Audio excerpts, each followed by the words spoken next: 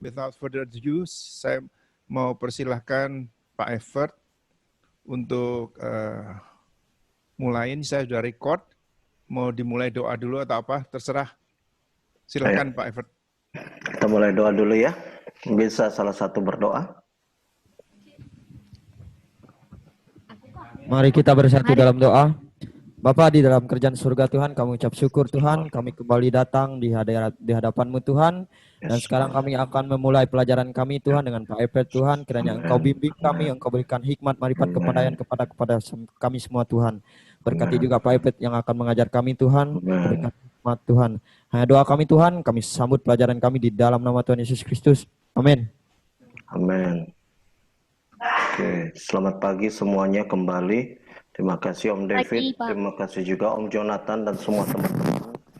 Untuk yang belajar, untuk yang angkatan pertama, saya ingat saya pernah ngajar 1 kali pada saat itu, dan saya berdoa supaya Anda dapat tetap terus semangat untuk melayani Tuhan, ya dimanapun Anda berada. Nah, hari ini kita tanpa berlama-lama akan belajar tentang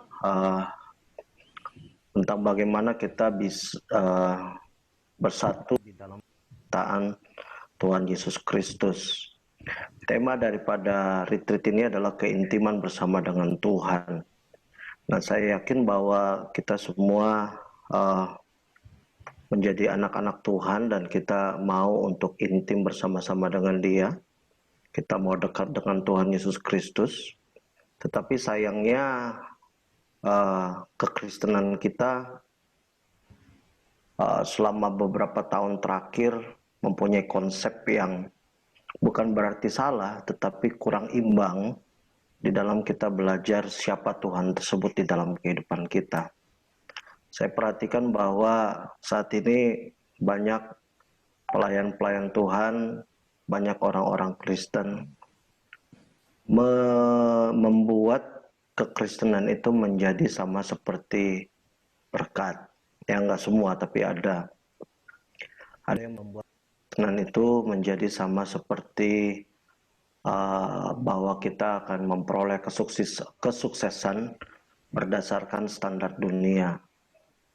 Yang kita samaratakan kekristenan itu sama seperti bagaimana kita bisa lebih berhasil. Nah, adik-adik yang saya kasih dalam Tuhan, kita perlu mengerti bahwa kekristenan itu adalah mengasihi Tuhan dan melakukan kehendak Tuhan di dalam kehidupan kita.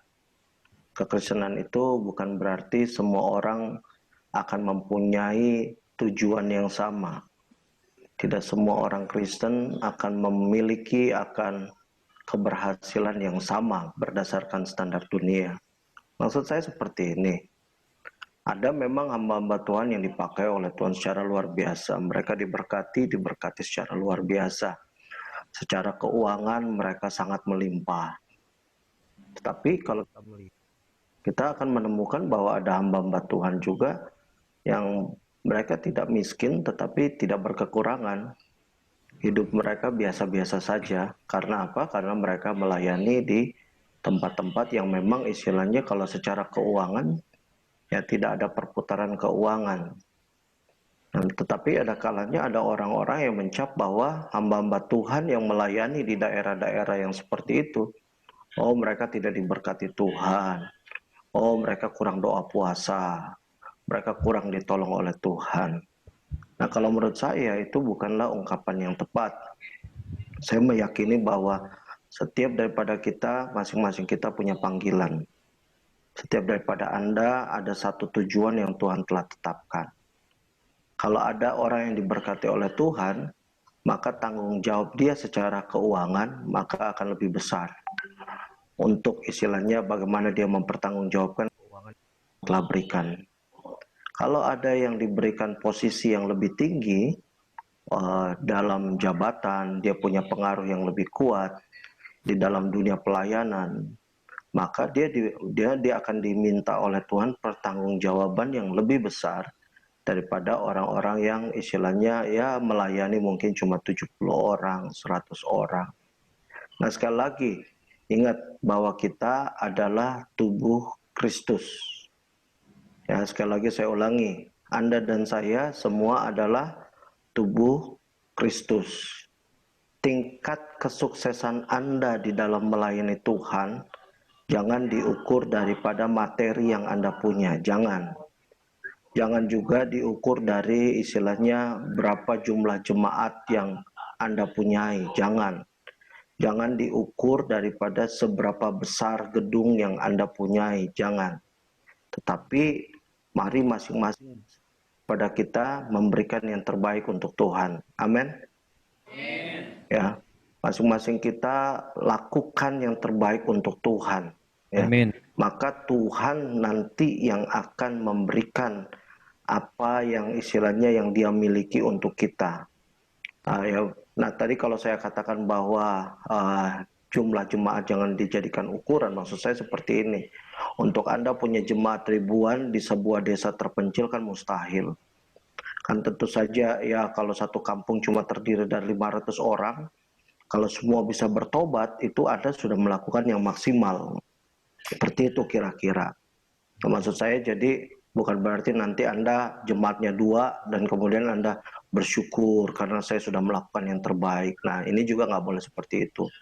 Mungkin bisa jadi Anda perlu kerja lebih keras lagi untuk memberikan yang terbaik untuk Tuhan. Nah, kembali kepada topik yang tadi saya katakan, Nah, ini yang saya mau untuk kita pelajari bersama-sama.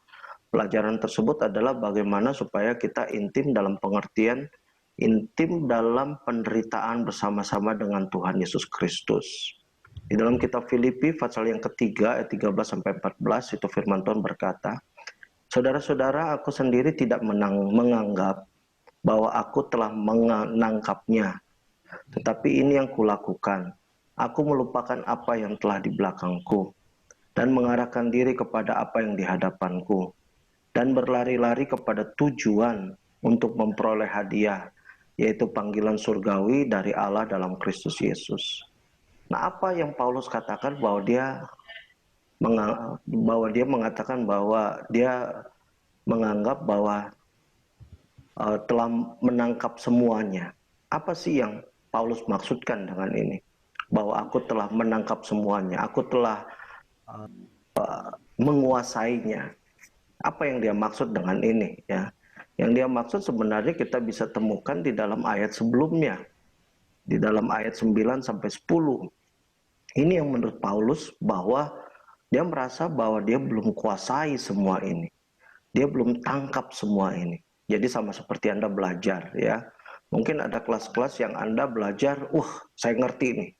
Tapi ada kelas-kelas yang Anda belajar, kok saya masih belum ngerti 100%. Saya belum benar-benar nangkep apa yang dimaksudkan dengan pelajaran tersebut.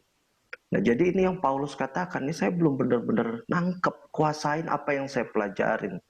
Nah, yang dia maksudkan adalah ini, yang dia belum tangkap 100%. Dan berada dalam dia bukan dengan kebenaranku sendiri, karena mentaati hukum Taurat, melainkan dengan kebenaran karena kepercayaan kepada Kristus, yaitu kebenaran yang Allah anugerah percayaan. Nah, ini yang Paulus maksudkan dalam ayat 10. Yang ku kehendaki ialah apa? Mengenal dia dan Kuasa kebangkitannya. Dan kemudian Persekutuan dalam penderitaannya, di mana aku menjadi serupa dengan dia dalam kematiannya.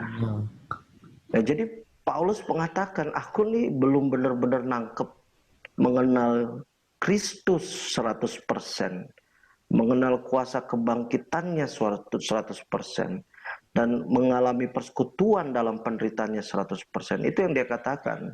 Dan kemudian dia katakan seperti ini, tapi walaupun aku belum menangkap, aku coba melupakan apa yang telah di belakangku. Jadi masa lalunya dia lupakan, keberhasilannya di masa lalu, di mana dia dulu belajar dari seorang nabi yang sangat terkenal dan hebat di zamannya, yaitu Gamaliel. Buat dia itu bukan sesuatu yang harus dibanggakan. Dan juga dulu kalau dia salah seorang ahli orang Farisi, yang istilahnya dalam karirnya dia naik daun begitu cepat, sangat dipercaya oleh para imam-imam, dan buat dia itu lupain aja deh semuanya. Dan apa yang aku mau lakukan, aku mau mengarahkan diri kepada apa yang di hadapanku. Mengarahkan diri kepada Tuhan Yesus Kristus. Jadi yang Alkitab ajarkan pada kita hari ini adalah seperti ini. Tuhan Yesus mau katakan sama kita, jangan merasa bahwa dengan kita sekolah Alkitab, jangan merasa bahwa karena kita udah belajar di STT, kamu udah kenal Tuhan Yesus Kristus 100%. Jangan merasa bahwa kamu udah kenal kuasa kebangkitannya 100%. Jangan merasa bahwa kamu sudah bersekutu dalam penderitaannya 100%. Jangan merasa kalau kamu gitu ya di pedalaman, terus kemudian makanan untuk esok hari nggak ada, kemudian kita berpuasa, kita sudah menderita 100%. Saya mau katakan kepada setiap daripada kita, masih ada begitu banyak anak-anak Tuhan, orang-orang percaya di seluruh dunia yang mengalami penderitaan jauh lebih berat daripada penderitaan yang kita alami. Ya, kalau Anda pernah dengar tentang ISIS ya yang ada di waktu itu ada di Suriah ya, dan kemudian mereka menyebar sampai ke Libya dan lain-lain. Oh, kita melihat bagaimana orang-orang Kristen di sana bukan hanya sekedar mereka dibunuh, tetapi perempuannya ada yang diperkosa, ada yang di depan mata mereka, anak-anak mereka dibunuh, orang tua mereka dibunuh, mereka dipaksa untuk mereka tidak lagi mengakui Yesus sebagai Tuhan. Kemudian mereka mengalami berbagai macam aniaya yang berat. Nah, jadi di sini Tuhan mau mengatakan kepada kita, mari kita kenal Yesus lebih dalam lagi. Kalau mau intim dengan Dia, mari kenal Dia. Walaupun mungkin secara teori kita sudah belajar dari firman Tuhan, secara teori kita sudah membaca firman Tuhan, tetapi yang terpenting adalah kita bisa mengenal Yesus lewat perjalanan hidup kita sehari-hari. Sekali lagi saya ulangi, kita mengenal Yesus lewat perjalanan hidup kita sehari-hari. Nah, ini yang kita akan pelajari bersama-sama pada hari ini, mengenal Yesus, mengenal kuasa kebangkitannya, dan yang terutama kita akan belajar tentang bersekutu di dalam penderitaannya. Nah, mengenal siapa Yesus? Nah, menurut saya ya kita semua sudah menjadi anak-anak Tuhan, menjadi anak Allah ya, dan kita tahu Yesus setelah datang ke dunia 2000 tahun yang lalu, mati untuk dosa kita ya. Dia adalah anak Allah yang hidup ya, dan kemudian dia menebus seluruh dosa kita, menyembuhkan penyakit kita.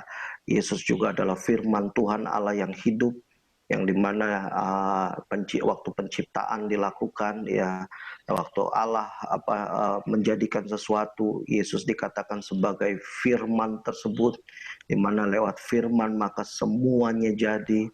Ya, dan kemudian kita belajar bagaimana Yesus yang adalah anak Allah, kemudian dia mengambil rupa sebagai seorang manusia, dan kemudian dia datang dan melakukan berbagai macam mujizat, mengajarkan berbagai macam hal sampai akhirnya dia mati di atas kayu salib.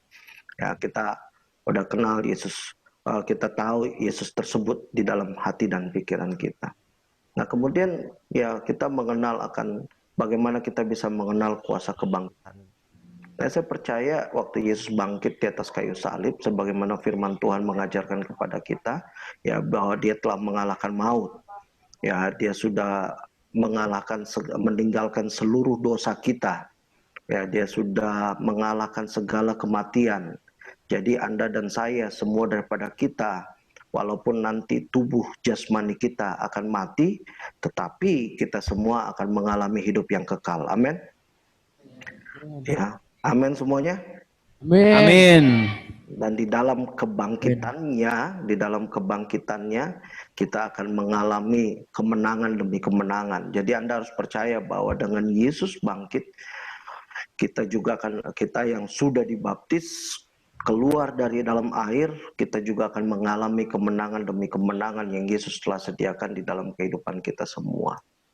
Nah, kemudian ini yang kita mau fokus pada hari ini bersama-sama, yaitu bagaimana dan bersekutu di dalam penderitaannya. Nah, apa saja sih penderitaan? Sebelum saya masuk ke situ, terlebih dahulu. Nah, mengapa kita mau berbicara mengenai persekutuan dalam penderitaannya? Nah, mungkin Anda lihat ini, wow, saya sih tidak seperti ini ya. Ya, kalaupun seperti ini ya nggak apa-apa, puji Tuhan juga ya. Kalau memang ada di antara Anda yang satu saat tiba-tiba Tuhan berkati, Tuhan pakai sehingga Anda bisa sukses seperti ini. Ya, punya jam sampai sedemikian banyak, punya mobil, punya rumah. Tapi kalau Anda diberkati seperti ini, jangan lupa STT Anda ya, sekolah Alkitab Anda jangan lupa. Amin. Amin. Nah, jangan nanti tiba-tiba Om Jonathan telepon, gimana kabar? Terus kemudian balas telepon, Om Jonathan siapa ini ya? Wah, ini bahaya ini. Ya, jangan sampai seperti itu ya. Anda diberkati oleh Tuhan untuk menjadi berkat. Amin. Amin. Anda bisa menolong teman-teman Anda. Anda diberkati supaya Anda bisa memperluas kerajaan Allah. Nah, cuma problemnya adalah saat ini ada orang-orang yang tersilaukan oleh kesuksesan. Di mata mereka menjadi berhasil adalah pada saat kita diundang khotbah di mana-mana. Kita menjadi berhasil pada saat kita mempunyai mobil tertentu. Kita menjadi berhasil pada saat kita mempunyai gedung gereja tertentu. Saya pun waktu pertama melayani, saya mempunyai pemikiran kesuksesan seperti itu.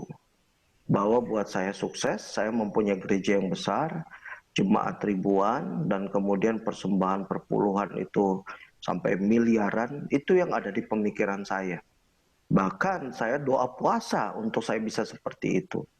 Tapi terus kemudian Tuhan mengajar saya bahwa apa yang Tuhan berikan kepada Bapak Pendeta Insinyur Niko, apa yang Tuhan berikan kepada Bapak Pendeta Gilbert Lumoindong, bukan berarti Tuhan akan berikan kepada saya juga. Keberhasilan yang dicapai oleh Billy Graham, keberhasilan yang dicapai oleh Timotius Arifin, bukan berarti itu keberhasilan yang Tuhan akan berikan sama saya. Ingat kembali bahwa kita adalah tubuh Kristus. Ada yang bisa jadi, ada yang jadi tangan, ada yang jadi kaki, ada yang jadi jantung, ada yang bahkan mungkin cuma jadi pusar doang ya.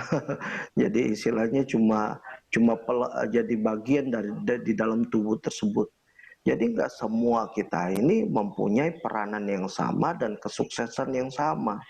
Nah, cuma ada orang-orang bahkan oknum-oknum hamba Tuhan yang mengatakan kesuksesan adalah pada saat Anda memperoleh akan hal-hal seperti ini. Nah, ini yang patut disayangkan di dalam dunia kekristenan. Nah, kita harus mengetahui bahwa Tuhan Yesus sendiri waktu dia bertemu dengan orang muda yang kaya, dia mengatakan, jualah segala apa yang kau miliki.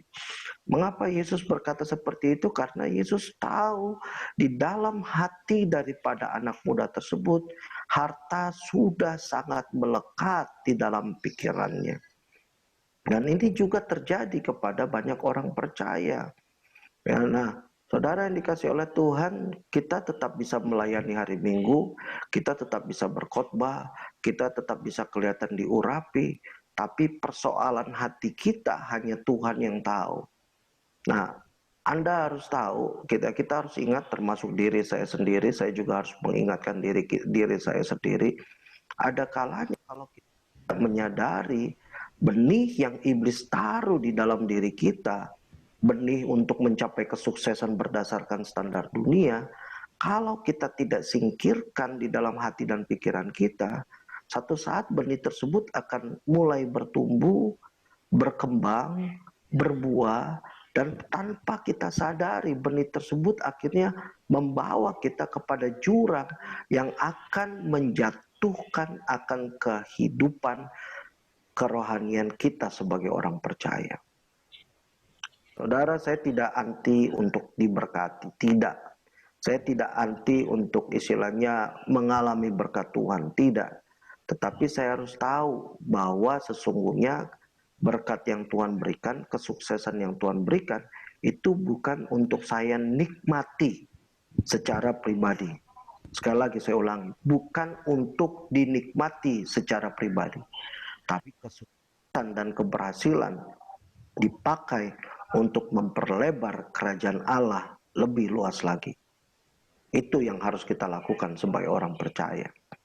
Nah, saudara, ya, sekarang kita akan belajar bersama-sama apa sih arti sama seperti Yesus, ya. Apa arti daripada maksudnya mengalami penderitaan dia. Nah, di dalam Alkitab sebenarnya banyak tercatat tentang penderitaan yang Yesus alami. Yang sangat disayangkan adalah gereja kurang untuk mengajarkannya. Gereja lebih banyak bicara tentang berkat, kesuksesan, keberhasilan, tetapi gereja kurang imbang di dalam berbicara tentang penderitaan.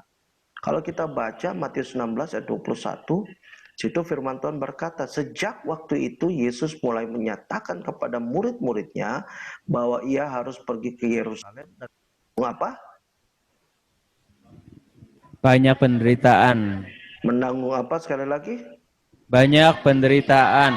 Menanggung banyak penderitaan. Jadi kita lihat Yesus sendiri tahu bahwa dia datang ke dunia, dan sebenarnya dia datang ke dunia sendiri sebenarnya sudah sebuah penderitaan sebagai anak Allah yang hidup.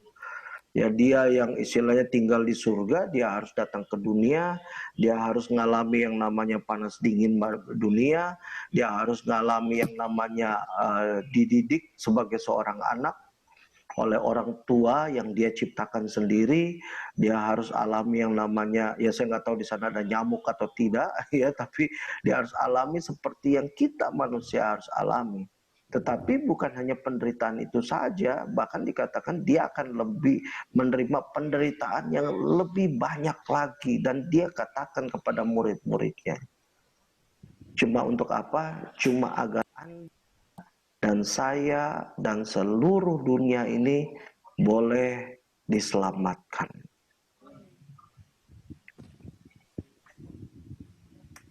Kita lihat Roma 8 ayat 17. Dan jika kita adalah anak, maka kita juga adalah ahli waris. Maksudnya orang-orang yang berhak menerima janji-janji Allah, yang akan menerimanya bersama-sama dengan Kristus, yaitu jika kita apa? Menderita. Menderita bersama-sama dengan Dia, supaya juga kita juga dipermuliakan bersama-sama dengan Dia. Jadi sangat jelas bahwa kita pasti menerima janji-janji Allah. Jadi jangan kita mau berpikir bahwa penderitaan itu adalah sesuatu yang harus disingkirkan. Penderitaan tersebut harus kita istilahnya, oh itu bukan dari Tuhan kalau kita mengalami kesulitan seperti itu. Ada orang yang malah berpikir, oh kita ini istilahnya sudah diproteksi oleh Tuhan, oleh sebab itu kita tidak akan mengalami lagi yang namanya permasalahan dalam hidup kita. Oh, itu salah. Saya mau memberikan kesaksian, ya. Waktu COVID-19 ini, ya, gereja yang saya gembalakan ini kami berinisiatif untuk membagi-bagi sembako, ya, membagi-bagi sembako. Nah, selama 2 tahun terakhir, ya, kami ibadah di satu tempat, dan kemudian kami berdoa. Tiap hari Minggu di gereja kami berdoa supaya kami bisa jadi berkat untuk orang-orang di lokasi sekitar tempat kami ibadah. Nah, kami berdoa, dan waktu COVID-19 Tuhan buka jalan, kami bisa bagi sembako, dan memang di lokasi tempat kami ibadah tersebut, di lokasi tempat ibadah tersebut ada daerah yang memang sangat kumuh yang kami bantu. Nah, kami udah bantu, satu kali kami bantu berjalan baik, kedua kali bantu berjalan baik. Waktu ketiga kali kami bantu, ya rupanya ada oknum yang kurang senang. Dan singkat cerita, oknum tersebut, bukan oknum sih, ada beberapa sih yang istilahnya mempertanyakan, karena lingkungan sekitar kami itu bukan lingkungan orang percaya. Jadi intinya mereka mempertanyakan apa sih motivasi daripada kami memberikan sembako tersebut, kenapa kok kami begitu baik. Nah, singkat cerita, ya dipertanyakan, kamu ngapain nih gitu, apa kamu mencoba untuk mengkristenkan orang? Ya, itu waktu itu saya berhadapan orang tersebut gitu ya, yang merupakan sebuah imam daripada sebuah agama. Dan ada banyak orang yang nonton, saya bilang, Pak, ini kan COVID, orang ini pada kesusahan, daerah ini sebelum COVID pun susah, ya apalagi dengan COVID tambah banyak yang di PHK. Jadi ya kami berikan bantuan. Nah, tapi singkat cerita ya, isu berkembang sampai akhirnya polisi datang ke tempat kami ibadah, sampai akhirnya Pak Lurah datang, Pak Camat datang, dan singkat cerita mereka mengatakan, oke, jangan dulu lakukan kegiatan ibadah ya sebelum dapat izin lebih lanjut. Nah, ya waktu ya, sampai sekarang kami pun masih ibadah online ya, belum ibadah belum ibadah yang bertatap muka ya, karena Makassar sampai sekarang bukan lagi zona merah COVID-19 tapi udah zona hitam. Karena banyak yang istilahnya secara rasio daripada orang yang terjangkit di sini sangat tinggi. Nah, singkat cerita kejadian sampai seperti itu. Nah, kalau secara manusia kita kan pasti akan berkata, kenapa kita harus ngalamin seperti ini? Ngapain juga mau bantu orang? Ya kan, kalau kita nggak bantu kan kita nggak kenapa-kenapa juga gitu ya. Tapi Tuhan ingatkan bahwa sebagai orang percaya bahwa penderitaan-penderitaan yang seperti itu adalah hal yang biasa. Tapi dengan singkat cerita, dengan berjalannya proses waktu, saya dan beberapa jemaat kami melakukan pendekatan kepada tokoh-tokoh masyarakat, kami melakukan pendekatan kepada orang-orang di sana ya. Ya singkat cerita saat ini hubungan kami menjadi baik, dan kemudian hari ini juga kami akan kembali membagi sembako lagi. Komunitas yang sama, orang yang sama, bahkan orang yang pernah istilahnya yang tadi saya sebutkan marah tersebut, istilahnya saya malah justru udah silaturahmi sama-sama dia, ketawa sama-sama. Nah, saudara yang dikasih oleh Tuhan ya, dan saya belajar bahwa saya justru lewat penderitaan yang dialami seperti itu masih belum apa-apa gitu. Karena apa? Karena sebenarnya masih banyak penderitaan yang lain yang orang Kristen alami yang lebih berat. Tapi kemudian lewat ayat firman Tuhan ini saya belajar bahwa justru saya merasa saya menjadi orang yang menang. Karena apa? Justru walaupun tekanan dan penderitaan saya alami, tetapi saya bisa melawan akan keegoan saya. Saya gereja yang saya gembalakan juga, jemaatnya juga merasakan bahwa kita bisa mengalahkan keegoan kita Kristen. Yang kalau kita mau, ngapain juga mau bagi ke mereka. Kita bisa bagi kok ke orang-orang Kristen yang lain, yang istilahnya juga susah. Tapi bukan itu yang kita pikirkan. Yang kita pikirkan adalah bagaimana setiap orang yang istilahnya yang dengan keberadaan kita sebagai gereja di situ, mereka bisa melihat terang Kristus yang ada di sana. Nah, saudara, adik-adik yang saya kasih Tuhan, penderitaan apa saja yang Yesus alami dalam hidupnya? Waktu dia hampir disalib, yang pertama dia dikhianati. Dia dikhianati oleh orang yang 3,5 tahun jalan sama-sama dia. Bukan cuma dikhianati, tapi dia dijual oleh orang yang sangat dekat, akrab dengan dia. Jadi kalau di dalam pelayanan kita, ada yang mengkhianati, ada yang mencurangi, saya mau katakan itu bukan hal yang istilahnya, ya itu memang sudah istilahnya sudah, memang kita sebagai orang percaya ada kemungkinan akan alami di dalam kehidupan kekristenan kita. Jadi jangan, istilah anak muda sekarang, jangan terlalu baper lah ya. Nah itu istilahnya, kalau kita dicurangi di dalam apa yang kita kerjakan, jangan baper. Nah ini yang Yesus alami, hal yang paling pertama. Yang kedua yang Yesus alami adalah dia difitnah. Jadi waktu Yesus berhadapan dengan ahli-ahli Taurat, ya, ada orang-orang yang membuat cerita palsu supaya Yesus ini bisa dijerat. supaya Yesus ini bisa dihukum. Padahal apa yang dikatakan oleh orang-orang ini tidak benar.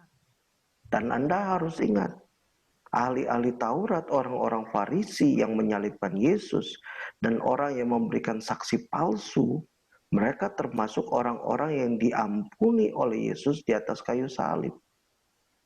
Dalam pelayanan kita, kalau kita ngalamin fitnah, saya mau katakan itu adalah hal yang biasa, hal yang normal, hal yang bukan sesuatu yang kita harus pertentangkan di dalam kehidupan kita. Ya. Nah, ini yang Yesus alami juga yang kedua. Yang berikutnya yang Yesus alami juga adalah dia dihukum bukan karena kesalahannya, tetapi dia dihukum karena kesalahan kita manusia.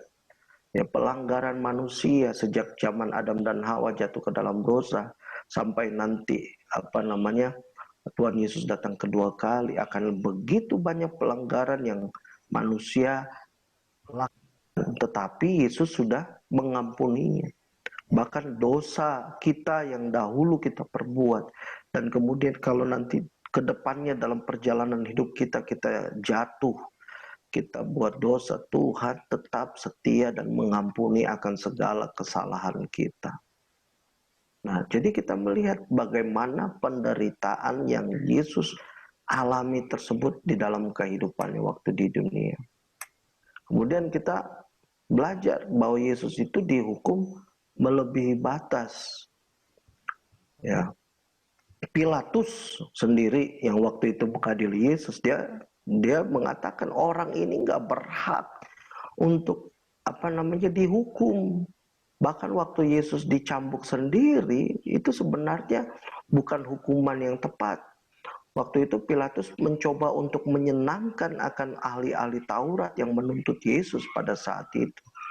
Tetapi kemudian ahli-ahli Taurat ini masih nggak puas, mereka tetap menuntut supaya Yesus disalibkan.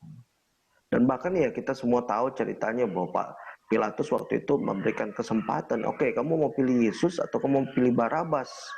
Dan waktu itu Pilatus berharap bahwa mereka pilih Yesus karena mereka tahu Barabas adalah penjahat yang merugikan akan orang-orang Israel.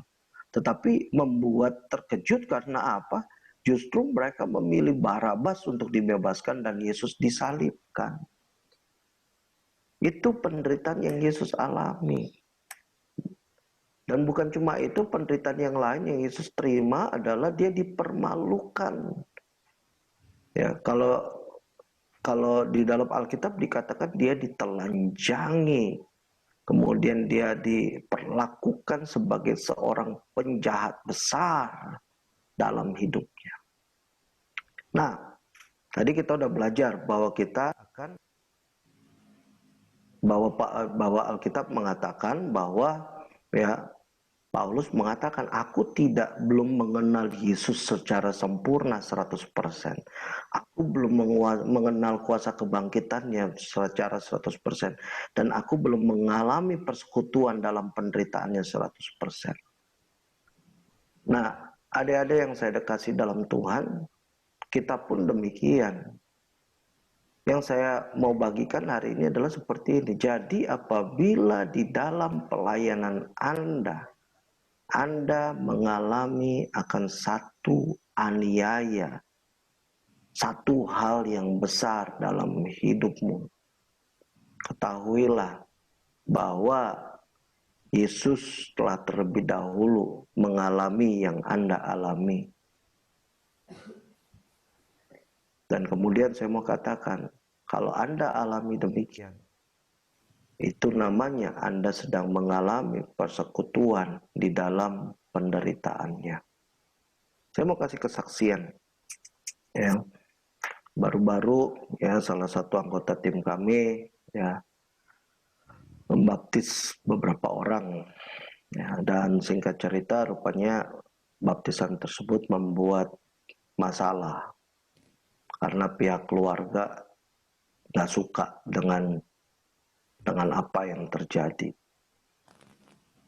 Jadi waktu itu ya waktu masalah itu terjadi, saya sebagai pemimpin tim saya telepon anggota saya. Waktu itu ada 3 orang, ya, yang 2 saya ungsikan ke satu tempat, yang satu lagi ini saya mau ungsikan ke tempat yang lain. Saya tawarkan dan orang yang mau diungsikan, waktu saya bilang, Pak, lebih baik pindah tempat dulu deh, gitu.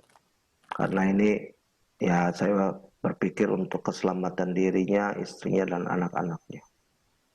Tapi kemudian besoknya dia jawab, dia telepon saya, dia bilang, Pak, apa-apa, saya udah berdoa dan istri, kami mau tetap di sini.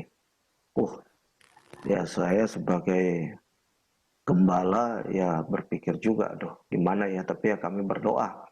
Ya kalau saya menyerahkan keputusan terhadap masing-masing terhadap orang-orang yang melayani tersebut. Nah singkat cerita, ya kemudian situasi berkembang jadi lebih ramai dan besoknya malam tersebut bapak tersebut dipanggil sama keluarga besarnya pada saat itu. Nah, dipanggil oleh keluarga besar tersebut dan dia pergi menghadap. Dia ditemani oleh temannya dia yang merupakan teman saya juga. Terus kemudian dia suruh temannya ini parkir jauh-jauh dari tempat pertemuan, dari rumah tersebut. Terus kemudian dia titip pesan, jadi kalau sama temannya dia ini yang antar, kalau kamu lihat rame-rame dan kamu tahu bahwa ada sesuatu yang terjadi dan saya sampai meninggal, kasih tahu aja sama istri saya, anak-anak saya, relakan saja, gitu, bahwa saya udah pergi ketemu dengan Bapak di surga. Ya singkat cerita, bapak tersebut masuk ke dalam, dan waktu dia masuk ke dalam dia dilempar sama barang begitu ya. Dan waktu dia dilempar sama barang, dan salah satu orang yang dia baptis itu berdiri marahin sama yang lempar barang. Dia bilang, kita ini mau selesaikan masalah sebagai satu keluarga besar. Omong-omong tuh ada 100 orang di situ. Mau buat masalah, tapi kita mau selesaikan. Terus yang salah satu yang dibaptis bilang, kalau orang ini mau lari, dia bisa lari. Cuma memang dia datang mau menyelesaikan permasalahan yang ada. Nah, singkat cerita, ya orang-orang yang merupakan keluarga besar daripada orang-orang yang dipermandikan ini, mereka mulai menekan akan bapak ini. Tekanan demi tekanan sampai akhirnya orang yang dibaptis itu dia berdiri, dia katakan, kita ini sekali lagi mau menyelesaikan masalah. Kalau Anda tidak mau menyelesaikan masalah sebagai satu keluarga, maka saya akan mendeklarasikan iman saya. Jadi kaget semuanya. Dan waktu mereka kaget, ada seorang yang dibaptis juga. Dan orang ini sebelum dibaptis dia sudah hampir tiap malam selama nggak tahu berapa lama, tapi udah lama dia kerasukan setan gitu ya. Hampir tiap malam kerasukan. Tapi setelah dia terima Tuhan Yesus, dibaptis, singkat cerita dia percaya dan dia nggak kerasukan lagi. Dia berdiri, kalian semua kan tahu apa yang saya alami selama ini, kesukaran saya, kesulitan saya, sehingga akhirnya saya istilahnya mengalami stres.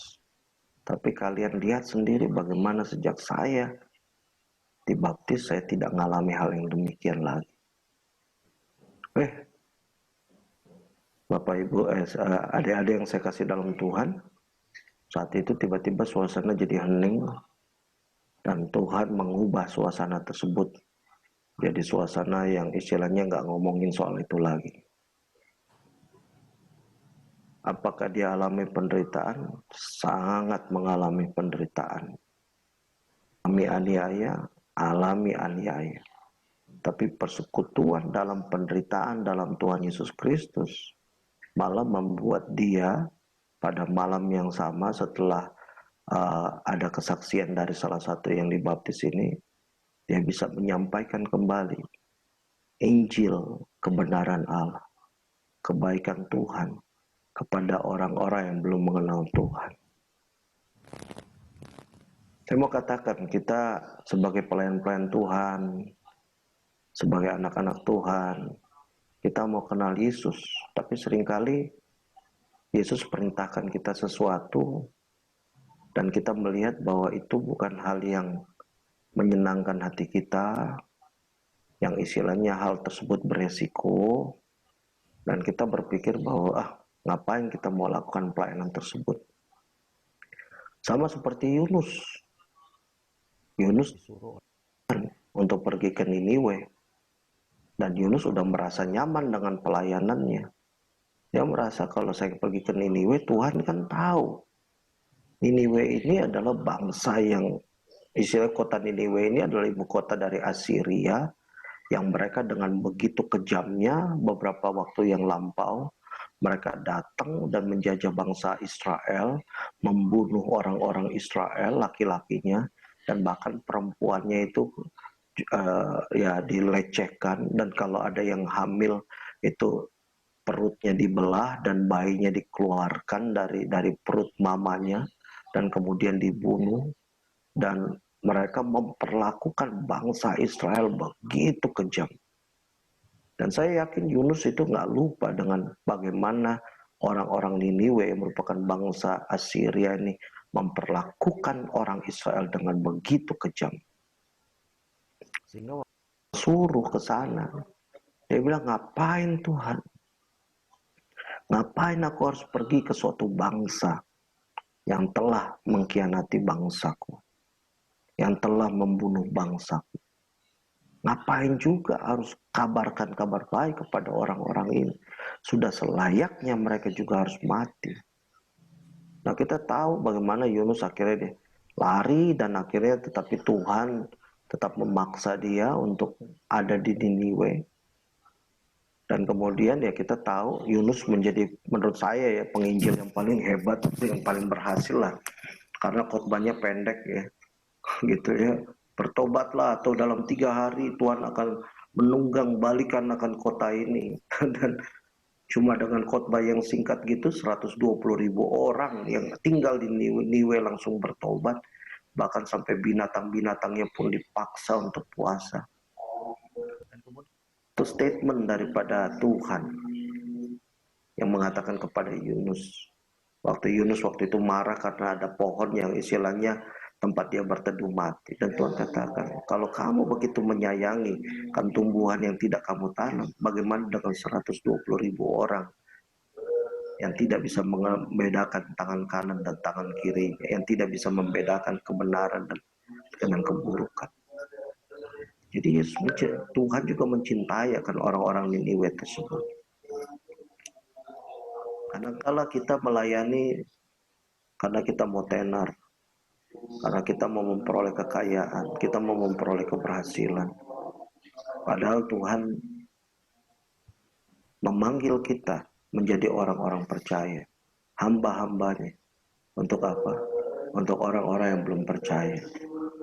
Kalau Anda akan mengalami aniaya waktu melayani orang percaya, kalau Anda melayani Tuhan dan Anda mengalami aniaya yang dilakukan oleh orang yang belum percaya, Yesus sudah alaminya. Bahkan Yesus sudah katakan bahwa kita akan alami penderitaan yang sama seperti yang Yesus alami. Jadi bicara mengenai keintiman dengan Tuhan, bukan cuma soal kita menyembah Tuhan, kita rasakan hadirat Tuhan yang indah. Alami keintiman dengan Tuhan bukan cuma pada saat kita dengar lagu yang indah dan kita merasakan, oh bagaimana Tuhan baik. Keintiman dengan Tuhan bukan hanya pada saat kita punya rumah, punya kendaraan, tapi keintiman dengan Tuhan itu artinya membawa kita untuk melakukan panggilan Tuhan dalam hidup kita. Kalau ada teman-temanmu yang gak ngalami aniaya, gak apa-apa. Ya, memang mungkin Tuhan sudah tujukan mereka arah yang demikian. Tapi kalau Anda mengalami aniaya, jangan juga Anda merasa malu bahwa kenapa saya harus alami hal yang demikian. Saya mau katakan bahwa justru pada saat kita mengalami tantangan yang besar, kita juga akan mengalami kemenangan yang besar dalam hidup kita. Amin. Yang saya mau bagikan kepada kita semua, Dan saat ini saya mau ajak adik-adik sekalian, yuk kita doa. Ya, berdoa.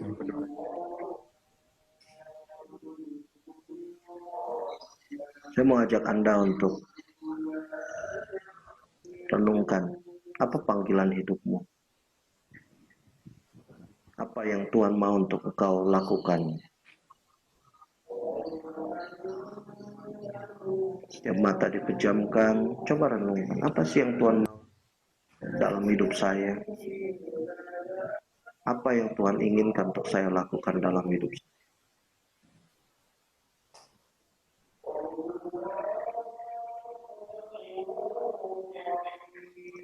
Tuhan Yesus, firman-Mu sudah disampaikan. Engkau telah panggil kami untuk jadi terang dan jadi garam.